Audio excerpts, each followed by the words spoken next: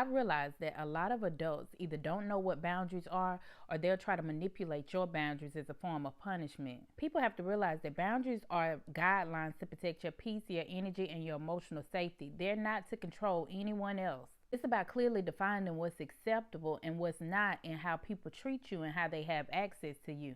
Saying, I'm not available to do this just because it's convenient for you, is not having an attitude, it's self respect. A lack of boundaries is often what leads to being mistreated. When you don't make it clear where the line is, people are always going to cross it. Sometimes they do it intentionally, and sometimes it's because they never had to honor boundaries before. Boundaries teach other people how to treat you. Without them, you'll always end up overgiving, over-explaining, and constantly feeling drained and disrespected. A lot of adults weren't taught boundaries. They were taught survival, compliance, and people-pleasing. If you grew up in environments of chaos and control, then saying no was seen as disobedience and not self-care.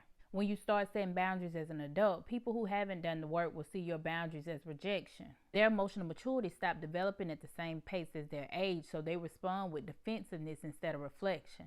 When someone punishes your setting a boundary by going silent, withdrawing affection, gossiping, or trying to guilt trip you, it's not about love, it's about control. They're not upset that you said no. They're upset that they can't use the same access they once had. Manipulation sounds like you're the problem. You're trying to hurt an innocent person. You don't care about the family. They don't have anything to do with this.